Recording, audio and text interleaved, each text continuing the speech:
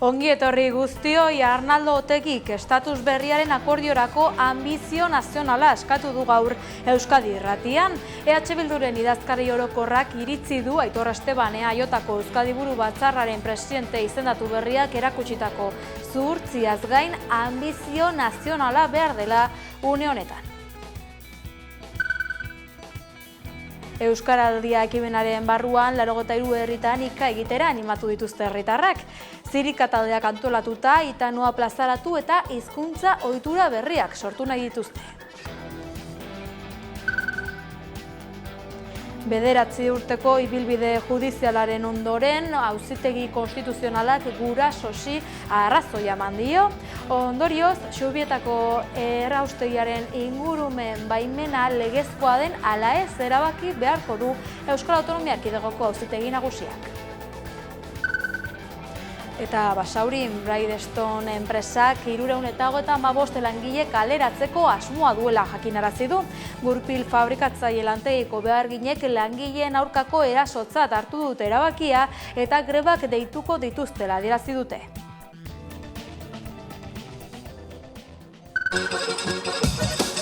Badirudi Txilmafiako kontzertua iragan ostiralean egindakoa ez dela zenakera. Daba aretoak iragarri du azken agurra bertan eman zuen Txilmafiak lehendabiziko kontzertua eta horrela zirkula utziko dute sarrera salgai daude.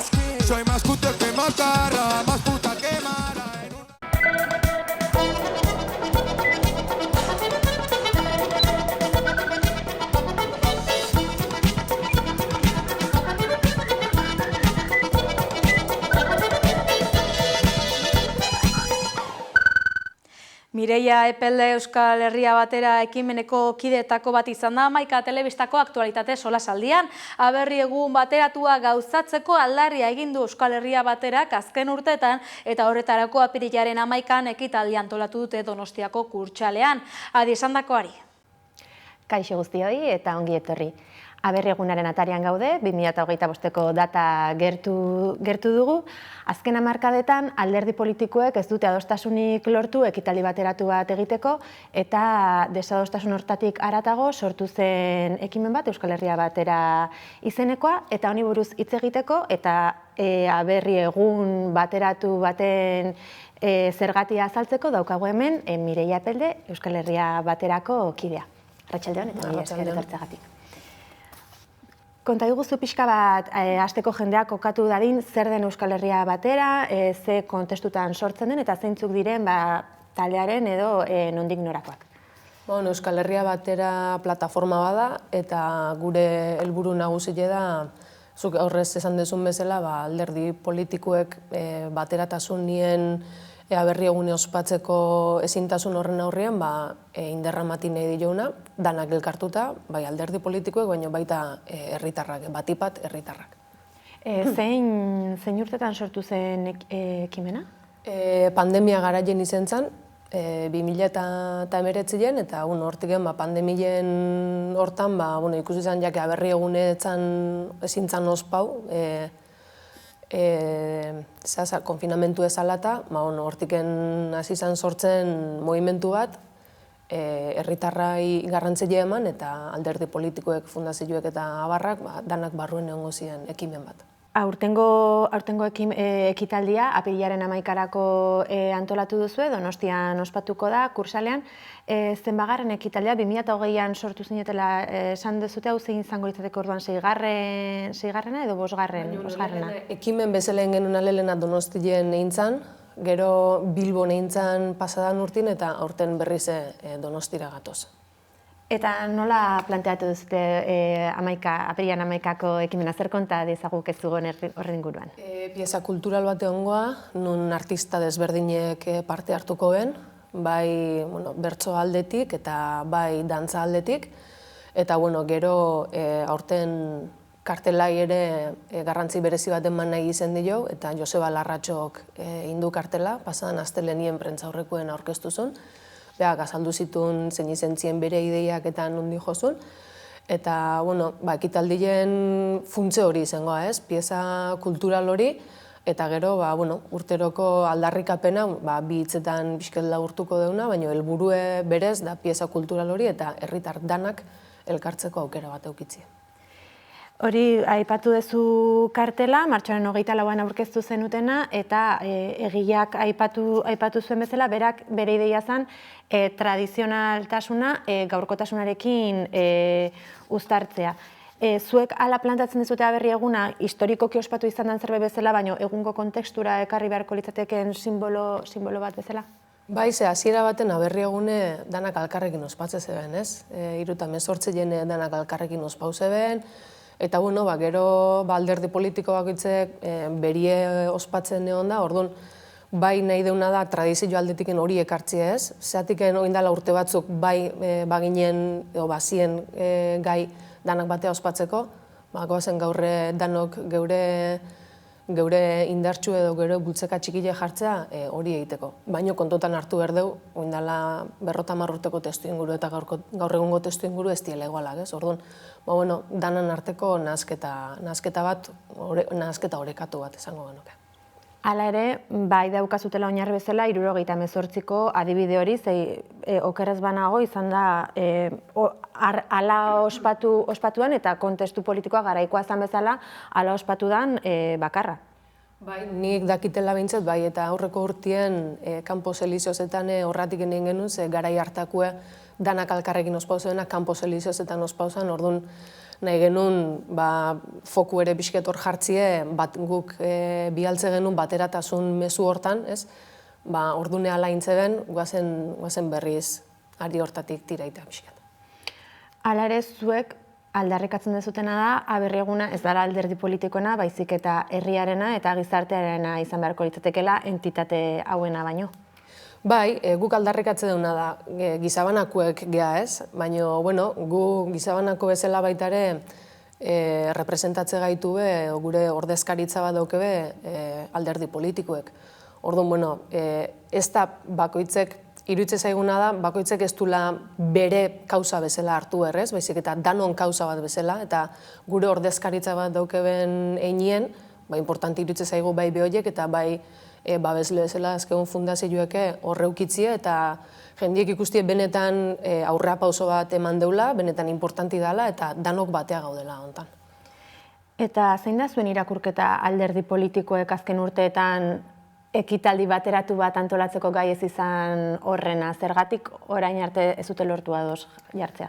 Nik uste pixket hori dela, ez? Bakoitzek berie bezala nahi du, ez? Eta, karo, azkenien lorpenan arrakasta hori komila hartin esango genuke berie izetie, ez? Baina kontura berdeuna dela, ez dela bakoitzena, ez? Herri bat gean einien alderdi politiko desberdine daude, pentsatzeko modu desberdinekin, baina aldi berien toki berdinien bizegia, eta puntu haman komon badak. Orduan, nik usteet hori, arrakasta pixket zantzu hori kendu berdi jaula, eta guazen arrakasta hori danona bezala hartza. Zuek luzatu diezue gonbidapena alderdi politikoia apirilaren 11an zuekin izateko Donostian, edo oraingoz ez dute ate horirekin? Bai, alderdi politikoek beti ondie gonbidauta, pasadan urtien kanpo seliziozetare etorri ziren, eta, nahi genuna zen, aurten beste aurrea pausa handi bat emati ez, eta lortu dugu fundazioen aldetiken babes hori, lortu dugu alderdi politiko desberdinek eotie gure ekitaldien, sindikatuek bai, kirolaldeko jendiere, zenbait klubetako lehendakariek esan de bai ez daude betorriko hiela, orduan, irutze zaigu ja, herritarraz aparte, herritarran ekitaldile da esan dugun bezala, hortaz aparte baita ere ordezkaritza publiko bat dauken jende horire nahi dugu etortzia. Eta lortu dugu, konfirmazio asko dazkeu, eta oindikene beste asko bidien daude, baina bide oso honeti dijoa. Aberri egunak ezinbestean garamatza Euskal Herriaren naziotasunari buruz hitz egitera. Nola egituratzen da naziotasun hau Euskal Herria baterarentzat? Nola egituratu daiteke? Zagin, nik usteet guretzako importanti dela lehengoz herri sentimen hori ez, ulertze dauna da, bakoitzek sentitzeko modu desberdina daukela, bizitzeko modu desberdina daukela, baina, bueno, sentipen hori uste dugu eta ikusten nahi gaurtin urtien gure aurrapausoiekin badaola. Orduan, gure aldarrikapena eta gure irudikapena da, hori sentitze baldin badeu, guazen horrea, inderra itea, eta gero ja bakoitzek bere zehaztapena jarriko ditu, bere ideologie jarriko, baina, bueno, guazen danok batea inderra itea, eta guazen naziotasun hori nahi deula, bageala eta izen nahi deula demostratzea. Erabakitzeko eskubidea ere badago naziotasun horren bueltan, beste hartatzetako bat da, hori bultzatzeko hainbat ekimen jarri dira martxan azken urteetan, hor daukagu gure esku, eta beste hainbat, zuek nola baloratzen duzue erabakitzeko eskubidearen inguruan izan diren mugimenduak azken garaietan aurrera pausoak lortu dira, atzera pausoak, nola ikusten duzue? Nik uste gure esku sortu zanien bere inderra okizula, ez? Olako mugimendu bat, bere helburu ere hori izan azkenien, ez? Gu altzan jende gehiena eta ideologi desberdinetak biltzie, ekimen horri importantzia emateko eta erabakitzeko eskubide importantzia emateko, ez? Herri ekimena, herritarrak bakarrik egindakoe, orduan, nik uste oso ondo daola, ez? Eta inderra ematen segi bertzakola, eta guk gure aldetiken ikuste dugu olako mugimenduak oso importantiek diela, eta irutze zaigu herritar bezala guk gure etorkizunien zer izen nahi deun erabakitzeko eskubide dakeula. Gero, bai etz edo ez, ja bakoitzek erabakiko luke, ez? Baina, zeratiken ez dugu erabakiko guk ze izen nahi duen. Eta etorkizunari begira zuen nola irudikatzen duzute etorkizuna plataformaren nondik norakoak behin-behineko bezala planteatu dituzue, behin alderdi politikoek ekitaldi bateratu bat planteatzen bari medute zuek desagertu egingo zinatekete, edo nola irudikatzen duzu etorkizun hori? Hombre, nik uste gure papela kasu honetan oso funtsezkoa izen dela, gai izen gehalako, aurten ikusikoan bezala, alderdi politikoek, sindikatuek, kirol maila, kirol elkartetatik, kulturatik, jendie biltzeko, ez? Espazioan lortu dugu, non danak aman komunien gauza bat dakeun, dela gure naziotasune aldarrikatzia. Lortu dugu baitare danak komodo dotie une hortan, toki hortan, ez dala izango borroka bat, geure artien, baizik eta borroka bat gurie, aldarrikapen bat gurie, beste batzui eskaberdioen gauza batekin, ez? Orduan nik usteet gure papela ez dala, bueno, ja lortu dugu bi alderdiek edo dauden danak representauta, ordezkauta edotie gure ekitaldeen, guia desagertzega, ez? Nik usteet papel hori hartu deula eta oso importanti izango ala guk hor segitzie danan arteko nexo komun bat izeteko.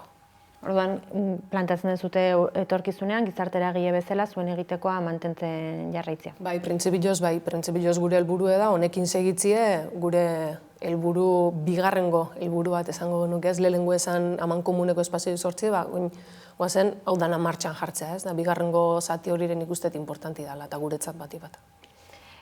Eta azkeneko galdera bezala, zuek uste duzute etorkizun hurbil edo ertainean behintzat lortuko dela aberri eguneko ospakizun bakarra egitea, bateratua, alderdiek bere aldetik, ez dituztela beste ekitaldiak egingo, hori egingarria ikusten dezute etorkizun ertainean behintzat?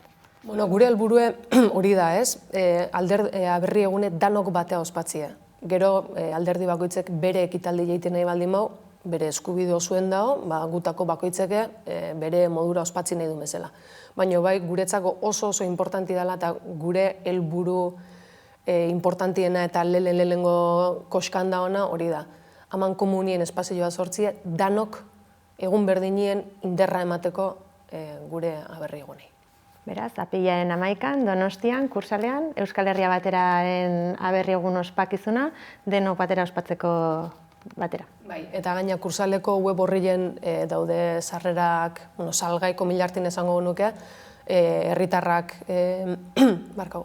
sarrerak hartzeko aukeri dauke, herritar bakoitzek 4 sarrera dauzke eta doainik die.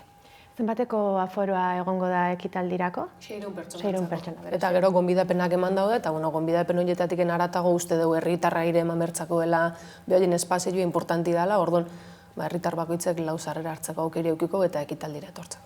Beraz, gerturatu nahi duenak hor dauka aukera. Mireia Pelle, mila esker amekara etortzeagatik. Zuei. Albiste eta murgilduz Jon Irazabal omenduz gogoratu dituzte martxoaren 31ko biktimak Durangon. Ikusi.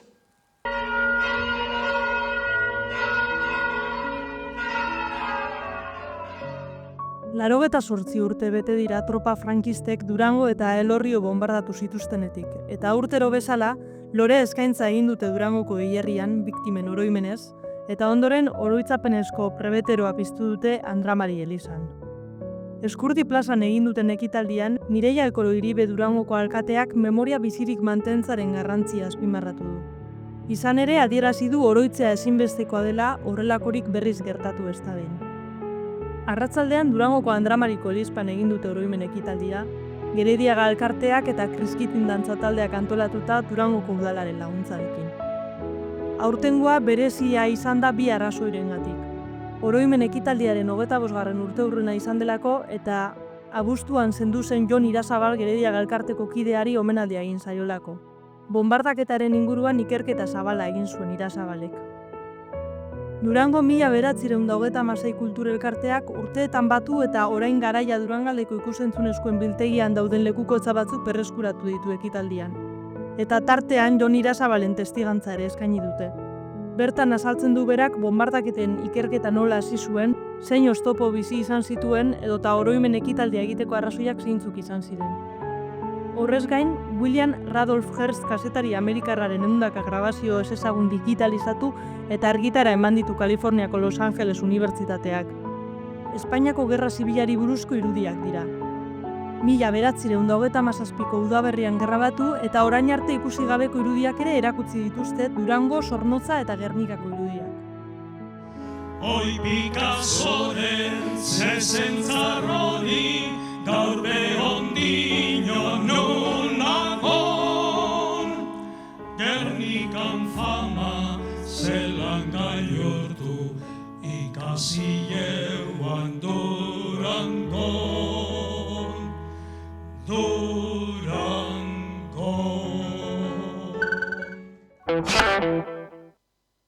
Araban, Bizkaian eta Gipuzkoan 859 migratzaile adingabe hartatzen direla esan du Jaurlaritzak gainontzeko erkidegoei erantzukidetasuna eta dagokien lana egiteko eskatu die Nerea Melgosa sailburuak.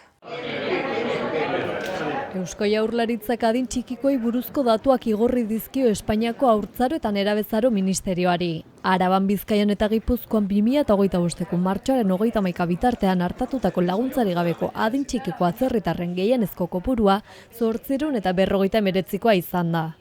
Horrez gain adin txikiko atzerritar zein bertako pertsonak hartzeko plazen okupazio efektiboa 1939koa da. Hauek txikiak dauden okupazioen efektiban dauden datua dira 1939 dira. Horiek pertsonak daudenak edo txikiak daudenak, neskak eta mutilak. Eta besteak esaten nuen bezala, horiek dira 859.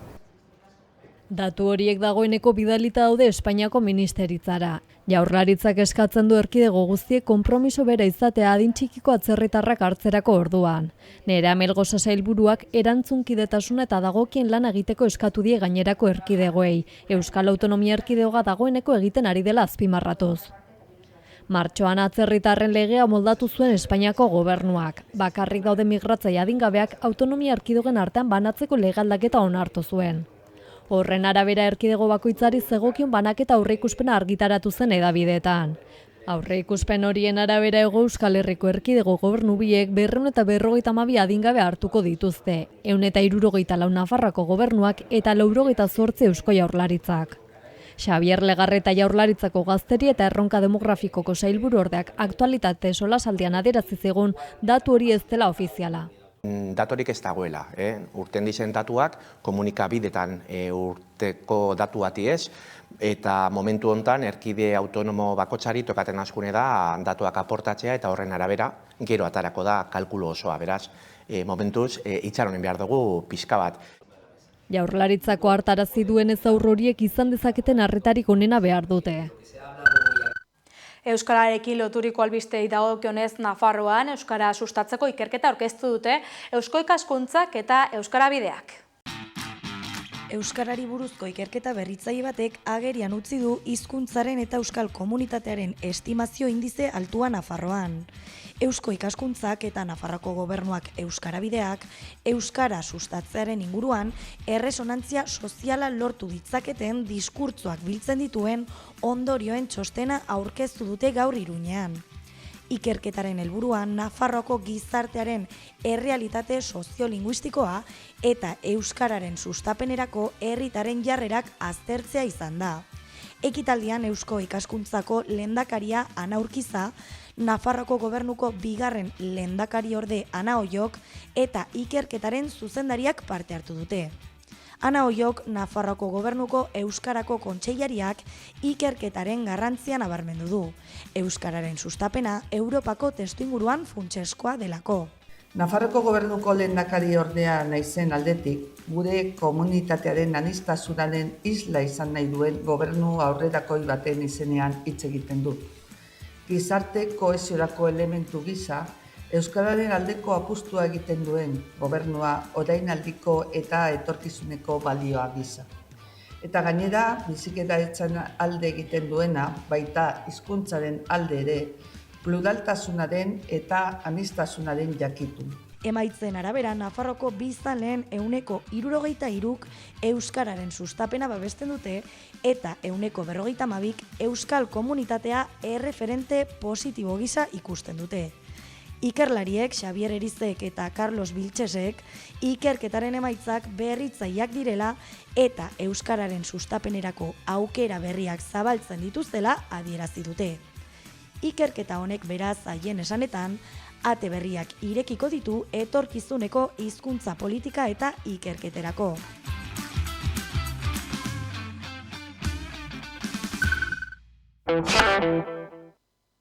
Lan gatazkei dagokionez Jaurlaritzaren jarreraren aurrean greba egitearen behar aldarrikatu dute irakasleek.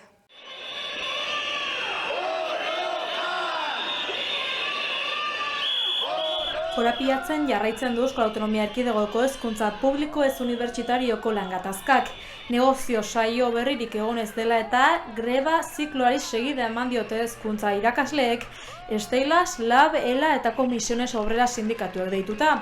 Araba, Bizkaia eta Gipuzkoako 3 hiriburuetan kalera atera dira hezkuntza sailari lan baldintzak hobetzeko eskatzeko. Sindikatuek ohar bateratuen adierazi dutenez, pasaden astelehenetik hezkuntza sailak ez du proposamen berririk egin, ez da mahai negoziatzailerik deitu ere. Sindikatuek ohar bateratuen adierazi dutenez, pasaden astelehenetik hezkuntza sailak ez du proposamen berririk egin, ez da mahai negoziatzailerik deitu ere, eta gauzak horrela grebaren 8. eta 9. grebari ekin diote irakasleek kanpaldi bat barne. Steilas sindikatuaren arabera, astearte honetako grebak 75% jarraipena izan du. Negoziaketarako deia luzatu diote beste behin ere irakasleek hezkuntza sailari. Hezkuntza sailaren helburu bakarra grebak bertan bera uztea dela eta horretarako txantaiak eta jokuzikinak erabili izanak gogor kritikatu dute sindikatuek. Hezkuntza sailak aldiz lan uzteekin negoziatuko ez duela adierazi du. Hain zuzen mobilizazioak amaitu arte itxaroteko nahi adierazi du.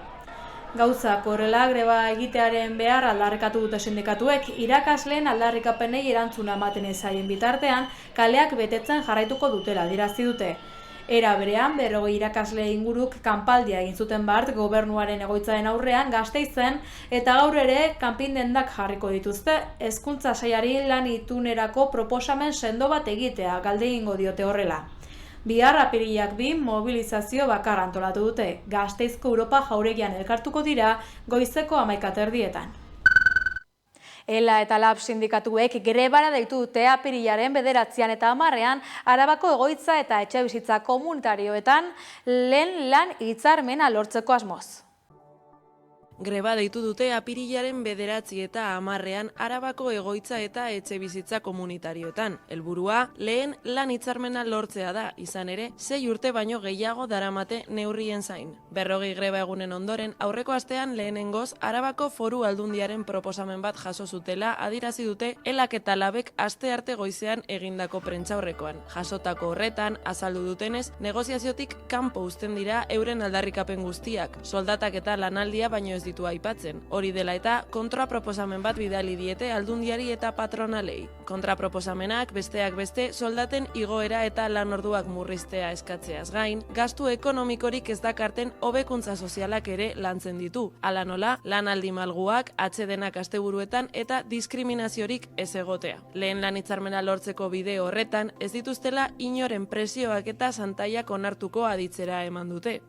Gizarte gaietako diputatuak hainbat elkarrizketatan adierazi du orain gatazkaren konponbidea sindikatuetan dagoela eta pilota gure teilatuan dagoela.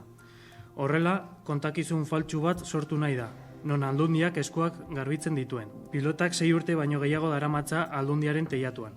Administrazio publikoak patronalak bezala Arabako egoitzen egoeraren erantzule dira, non lan baldintzak oso prekarioak diren.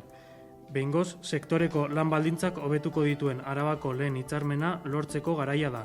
Era berean ohartarazi dute sektorea duintzeko neurri espezifikoak eta konpromiso politikoak falta direla. Euren hitzetan, sektorean prekarietatea dago patronalek eta aldundiek hala nahi dutelako. Gaineratu dute, adineko egoitzetako langilek gizarteak dituen zaintza beharren zati handi bat betetzen dutela, eta langile hauen lana funtsezkoa dela. Gauzak horrela, sindikatuek argi utzi nahi izan dute, ez dutela onartuko langileen lan baldintzak nabarmen hobetuko ez dituen hitzarmenik. Azkenik kulturarloan antzoki berria eraikiko duela iragarri du Bilboko udalak. Bilboko udalak antzoki berri bat eraikiko du pabilloi 6 dagoen lekuan. Pabilloi 6 zaharra bezala, Bilboko Zorrotzaurre irlako lehenengo txoko berean egongo da pabilloi 6 berria, eta pabilloi 6 antzoki zaharraren kudeaketaren eredu bera izango du. Oraingoa zahar berritzea ezinezkoa delako erabaki dute beste bat eraikitzea. Antzerkiaren inguruan sortudan kultur mugimendu guzti hori Zorrotzaurren errotuteko behar dan ekipamentua abian imintzea. Hau izango da Bilboko udaletxearen 3. antzokia. 4 milioi euroko aurrekontua izango dute lanek, eta kalkulatzen da obrak adjudikatu eta ondoren urtebeteko epean amaituko direla. Eraikuntza proiektua erabat zehaztuta daukagu eta laster gobernuko batzarrak onartuko dugu. Obraren lizitazioa 4 milioi ingurukoa izango da, eta adjudikatuta eta gero lanek urte bat irautea aurreikusten dugu. Antzerkigileen beharrei erantzunez diseinatu du udalak antzoki berriaren proiektua. Horren erakusgarri, antzoki berriari itzaltzita, kamerinoak, tailerrak, biltegiak eta bulegoak hartuko dituen eraikin bat ere egingo dute.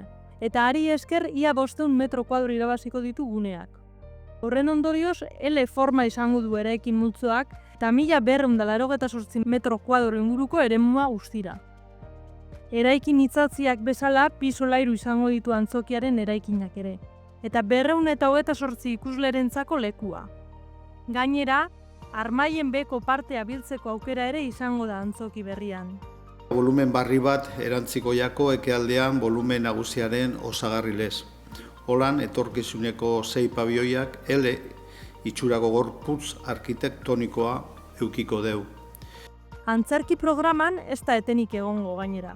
Izan ere, Garabia espazioaren lanak amaitzean hasiko dituzte pabilloi 6 antzokikoak, eta beraz, eraikuntza lanek iraun artean, Garabia gunea baliatuko dute antzerkia eskaintzeko. Puntu eta koma taldearen azken abestiarekin agurtuko gara gaurkoan, badakizue berri gehiagorako sartu 11.eu satarian edo kuskusiatu gure sare sozialak. Ongi izan.